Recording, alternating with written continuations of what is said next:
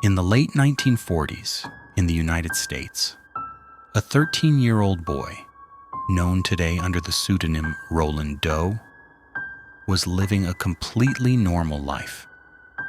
He lived with his family, attended school, and showed no unusual behavior.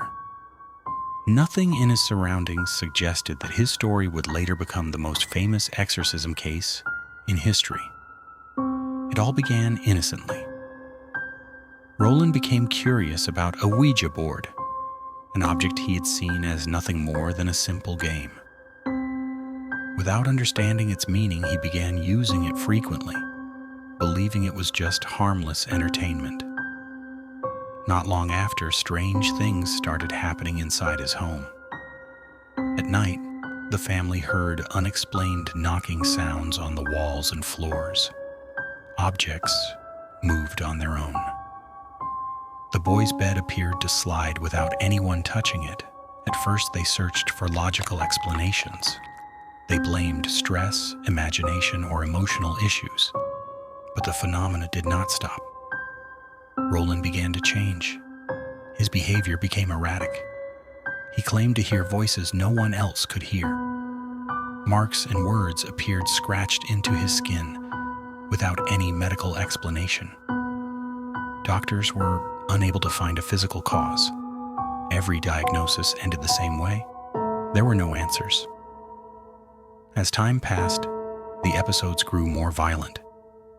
During some attacks, the boy displayed a level of strength far beyond his age. It took several adults to restrain him. His voice changed. His gaze no longer looked like that of a frightened child, but something far more aware and hostile. That was when the family turned to religious help. Priests began carefully documenting every event. Their journals described prayers interrupted by screams, extreme reactions, and responses spoken in Latin, words the boy had never learned. A decision was made. An exorcism had to be performed. The room was prepared in silence, windows closed, lights dimmed. Roland was restrained on the bed for safety. When the priest began the ritual, the boy's body reacted immediately. His muscles tightened. His face transformed.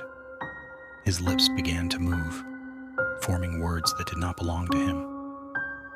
The voice that came from his mouth was not his own.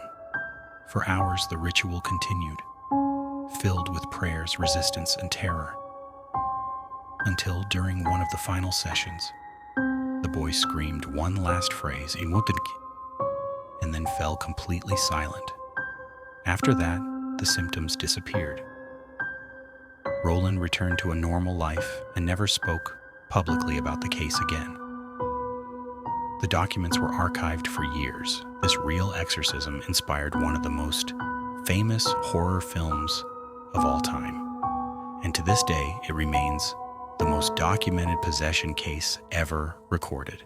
If you want more stories like this, follow me.